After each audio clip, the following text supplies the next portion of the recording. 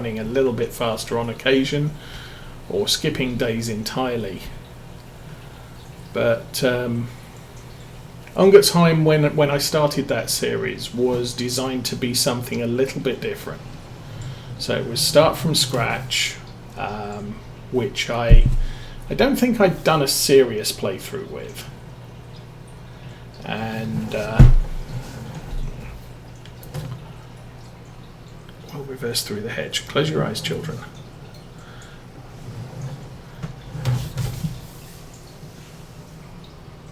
Okay, nothing to see here.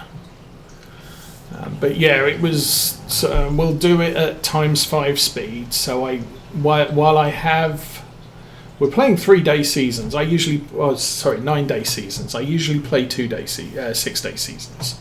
So that's a change as well. So the season is longer, but the play time is faster.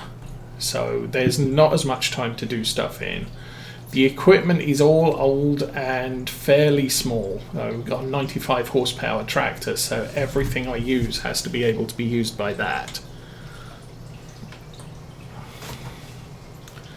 So, yeah, it was designed to be different to what I normally do. And normally I play a 1x speed, 6-day season. And I figured, well, let's try something a little bit different. I can't remember whether Realismus or Realism US, however it should be pronounced, recommended a 9-day season with a ×5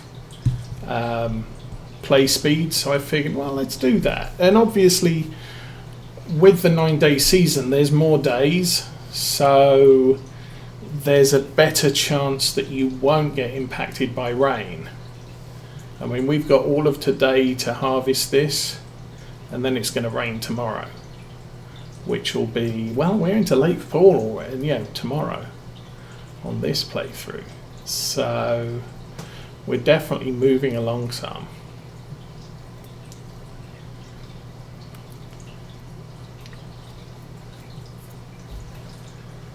But yeah, with the 9-day season, if it rains all day, it's not a total disaster because we've still got tomorrow. But then with the geo I'm playing with Ungertheim, the ground stays frozen for longer and the snow comes earlier. So it's definitely an interesting playthrough, and it's limiting me in what equipment I can use. So we're not using all the common in-game equipment. It's I think it's an Eastern European map. So we're playing predominantly with mods from Poland and Czechoslovakia.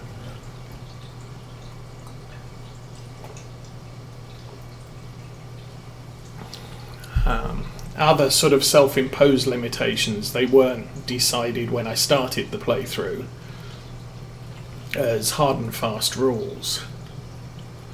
But I'm not doing any grass, so I don't have any mowers or anything like that. And my tractor doesn't have a front loader. I think the tractor can mount a front loader, but I'm not using one. We're using 3-point hitch equipment. So I've got a little tray that fits on the 3-point that I can load wheat in order to feed the chickens. I've got a pallet fork that mounts on the 3-point, which is quite handy for just bringing the odd pallet around. You can get bale forks or bale spikes as well, but I don't need one because I'm not doing grass, I'm not baling anything, I'm not baling the straw that I get either. I don't have a collection wagon for that. Plus, playing seasons you can't sell loose anyway. I would have to bale it up. But that's all added expense that I felt, it's not really worth it. We already proved that when I played the Old Stream Farm, and I didn't have any grass fields on that, and it got to the harvest, and I harvested some cereal crop and created the straw and figured, oh, well, I'll go and buy a baler, and we can bale up the straw and sell it and make some extra money. And what that worked out at was the baler cost me more than the income from the straw, or the income from the straw. So it's sort of, well, that was a bit of a waste. And we bought the cheap $36,000 New Holland in-game baler. So we weren't being extravagant. It was just I want to make some bales, so let's do that. All the contracts I did for bales, I borrowed the equipment because I didn't have any of my own. It's interesting. Oh, that's failed crop. Yay.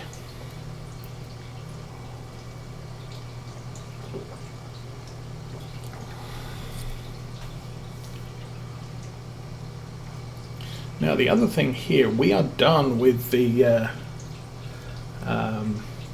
cultivating achievement, so I am not doing as much cultivating as I used to. I would cultivate every opportunity I got, and we have a proper cultivator rather than disc harrow or power harrow or subsoiler, because at least from my initial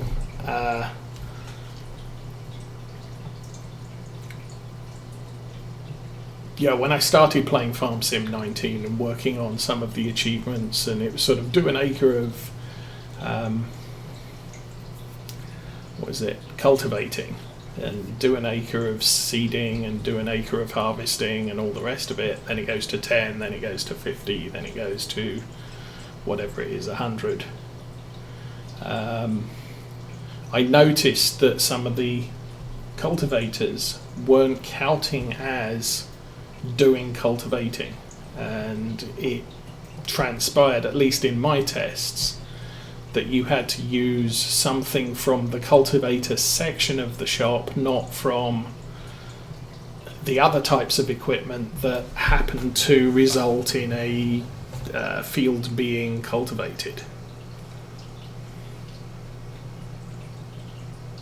So, for example, a subsoiler leaves a field in a cultivated state,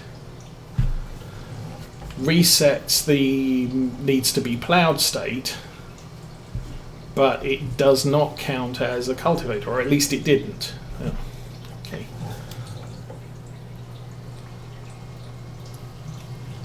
So the result of that, I'm going to get the Challenger for this end.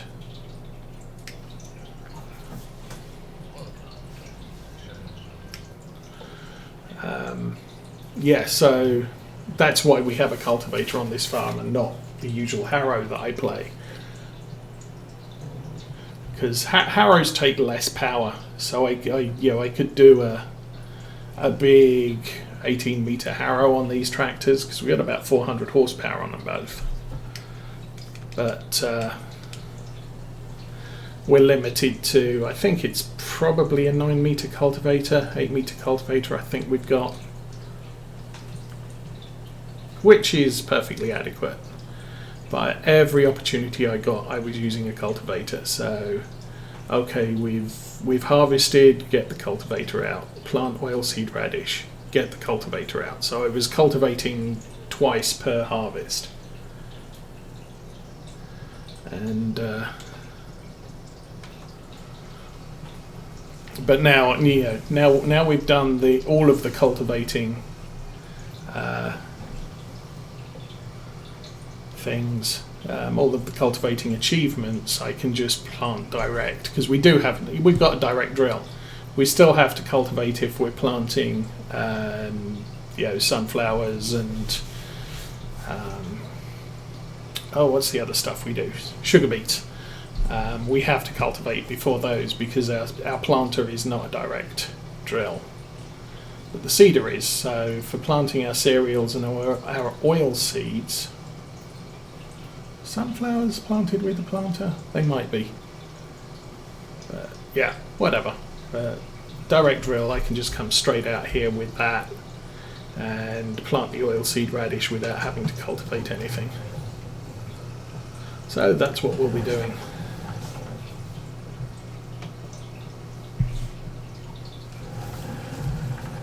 I might switch out the one of the heavy tractors for the smaller Fendt, have that carting, and bring out the class with the seeder onto this field once we're done.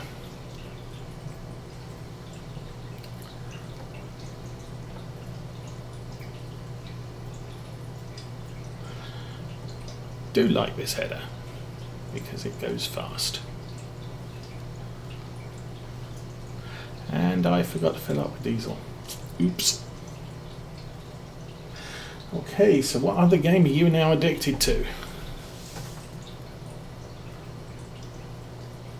I have been polishing off the end of the Christmas promo on World of Warships the last week. I think there's now 3 days left, which would be today, tomorrow, Monday, possibly Tuesday, and I believe the next patch goes in on Wednesday or Tuesday night. Oh, Elite Dangerous, yes, I have that, and I haven't loaded it for ages. I saw some folks talking about it on Discord server, and problem is I have to go and find my joystick because I haven't unpacked everything since we moved, just the stuff I needed for Farm Sim and doing stuff online. Caliper. Yeah. But, yeah, I was considering maybe I should go digging through boxes and finding where my joystick is, maybe getting that loaded and playing a bit.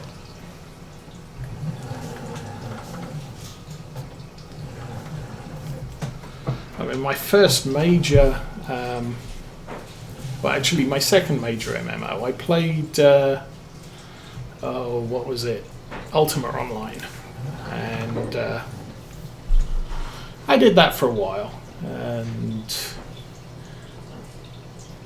when I moved to the US I kind of gave that up and started playing a game called Earth and Beyond, which was a lot of fun, by Westwood Studios, published by EA Games, who completely screwed up.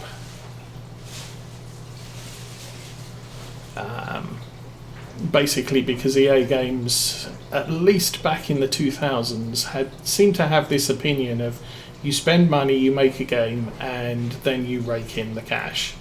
And the great thing about MMOs is people play them forever, so you get a subscription. At least everything was running the subscription model at the time, so you got this permanent income stream, and it's not going to cost us any more money. And what they didn't figure was, well, the whole point of an MMO is for an ongoing storyline, so you have to pay your development team to on-go that storyline, and they seem to get rather upset about having to pay a development team to work on a game that was already done.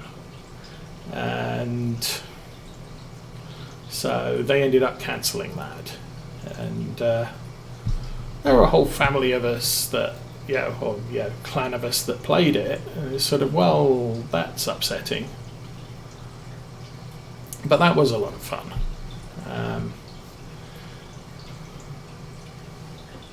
And I'm watching The Expanse on Amazon, and it's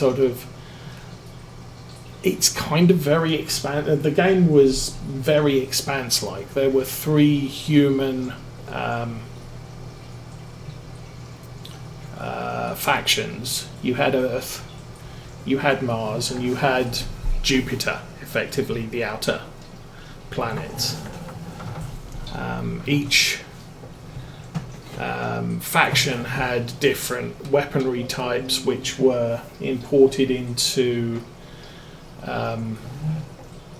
Eve, where you had one of the I think Martians tended to use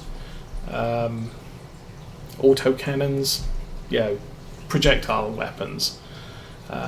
The guys from Jupiter used beam weapons, and then the Terrans used missiles. But it was a good fun game, and the factions the history was they were they were antagonistic towards each other, but our clan basically set up what the storyline went. They were one of the guys was just running around through the asteroid fields, and he got to a Stargate to Saturn, and all of the space critters in the area were congregating around the gate. So everybody every time, oh crap, I'm smashing my crop. Every time someone gated in from Saturn, they would die before they resolved into the game, which was a little bit of a problem. So this guy stopped what he was doing and just started farming these critters and protecting the guys as they came through and were unable to do anything. And then a couple of other guys turned up, and it ended up with a full sort of group of players, 6 players. That was the sort of the group size, all there, just helping people and rescuing people, jump-starting people that the critters got to first, and just being generally helpful. And so at the end of a few hours of doing that, they said, we should form a clan and do this regularly. And so the clan was set up as a rescue group. Go out, jumpstart people who were requesting it, and just be all round helpful. Faction, no commitment to factions. And we had a lot of fun doing that. Kind of, yeah. Earth and Beyond didn't have fuel. I mean, you had unlimited power in your ship, but the scouts could jumpstart a ship, which was basically what was it? If you died, you could get jump started, or you could reset back to the last base you were at, and you would get an experience point debt which you had to pay off before you started earning experience points to level up. So by getting jump started, the debt was vastly reduced. And then traders had hit point repair, so they could fix the ship up more progressively until you were fully repaired. So having a trader and a scout in a group of 6, you could adequately restart anybody who needed rescued, and then the big bad warriors would beat up the critters. The scout class I played actually had a repower circuit as well, so I could boost players' power when their weapons drained them. And so typically it was jumpstart, boost the power, so that the dead guy now had enough power to do something like get out of there. And then some of the warriors had lots and lots of guns, but not a lot of power, so they could churn out serious amounts of damage for a very short period, and then they were kind of screwed. So pairing up with one of them was quite beneficial for them, because they suddenly got all this extra power to keep they could just keep their damage up forever until they run out of ammunition. because obviously projectile launchers, you had to carry the ammo in the cargo bay.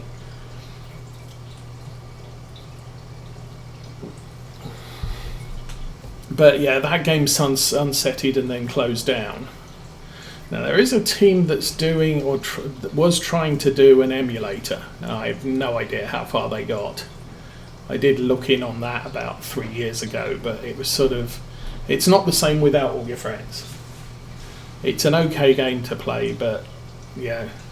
Plus with a game where you're leveling up, when they do periodic resets every 3 to 6 months, it's sort of, well, now you've destroyed all my progress and I've got to start over again, and that's not really why I play a game.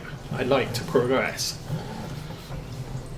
But we went from there to Star Wars Galaxies, another space game.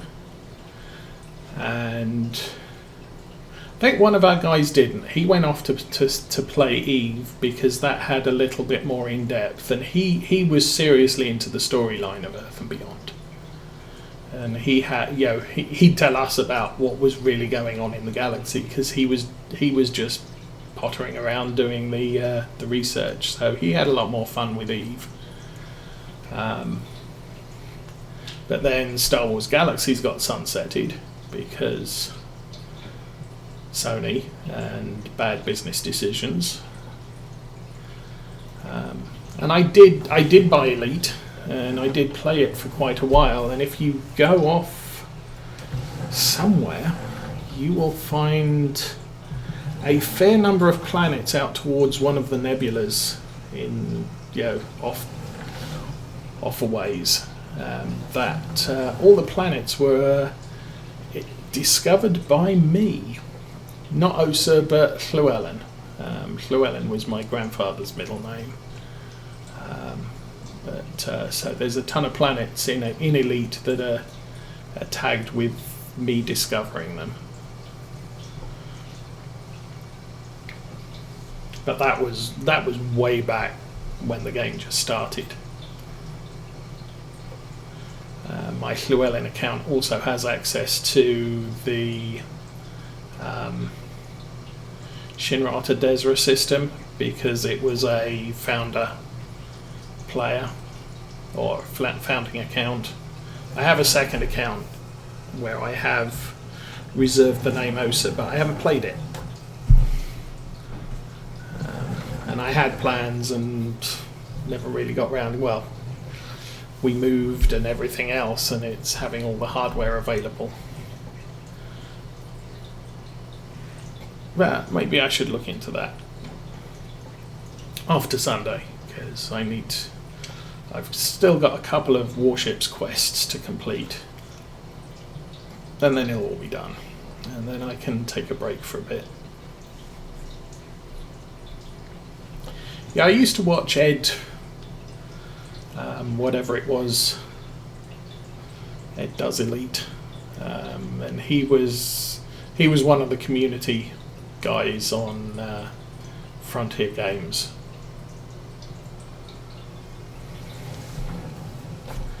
Well, I think my plan is I need to obviously reload everything, update everything, find my joystick, and just get into the game and refamiliarize myself with the basics, and then I'll give a call out on Discord and say, okay, here I am, who's here?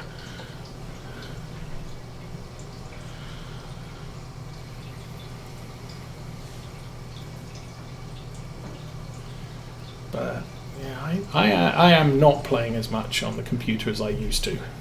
I mean, obviously 2 years ago I was pretty much playing every day. What am I doing? Let's go get the class. It's only half full.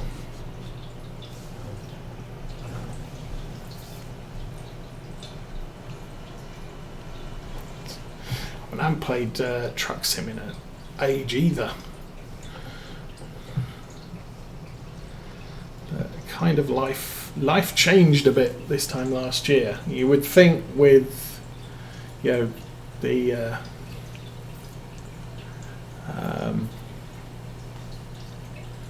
with all the quarantining and everything else, there's more time to play, but I'm not finding that. I'm going the wrong way round on that tab. I'm sure the harvester's closer if I went the other way. How are we doing?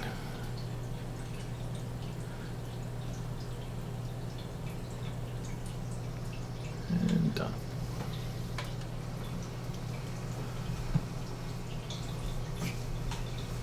Yeah, I could never get to grips with the mouse and keyboard. I mean, I'm actually original elite. I'm a keyboard warrior because I played Elite on the BBC Model B back when it was first introduced.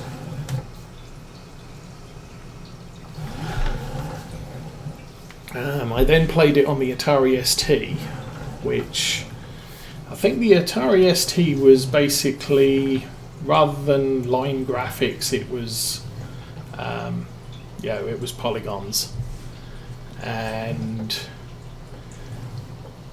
it was pretty much the same as the BBC Model B, except more of the missions worked, or the big quests. I think there were about 8 big quests that got you learning about Thargoids rather than just blowing them up. And it had one extra commodity, the medical supplies, and it had one extra piece of ship's equipment, the retro rocket, or the retro booster, whatever it was. And I decided to fit that, and it only had a limited number of charges, and each one, it was a random number of charges. So you bought it, you fit it to the ship, and there was at least one charge, potentially up to maybe 3 or 4. But if you ever watched original Battlestar Galactica, the retros on the Colonial Vipers, where you hit that, you boosted backwards.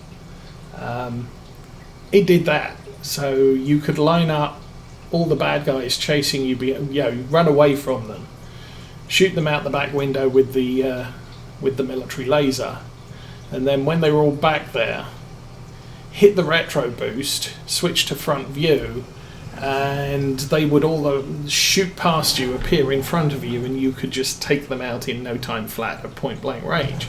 It was quite a fun piece of equipment, but as I said, it only had a limited number of charges, and then you had to buy it again, and it wasn't exactly cheap. And then I went from there. I think I got a PC and got Frontier Elite and Frontier Elite 2, which were sadly incredibly broken.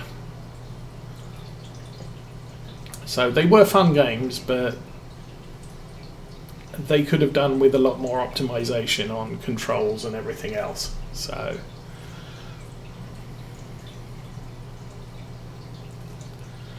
but I do prefer to fly things with a joystick than with a keyboard or with a mouse. Definitely with a mouse. I cannot control anything with a mouse.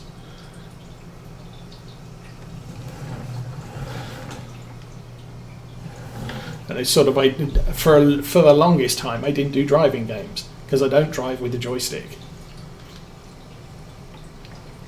And driving with joysticks always got me in trouble. When I got Farm Sim 17, I played for about a week with a joystick. And I started with the keyboard and felt, this is difficult. So I switched to a joystick, which was a little easier because analog joystick. Yeah, analog joystick allows a finer control of how much you're turning. So that made it a little bit easier, but the whole turning and braking and accelerating in the 2 dimensions of a joystick were just... I was constantly driving tractors at high speed into brick walls when I was trying to do slow speed manoeuvring, because I would push forward instead of pull back, and at that point I decided, no, I really need to be steering wheel for this. which is why I do farming with steering wheels, and obviously it leads to trucks in with steering wheels. But yeah, flying stuff, I still need a joystick because that's far more natural to me.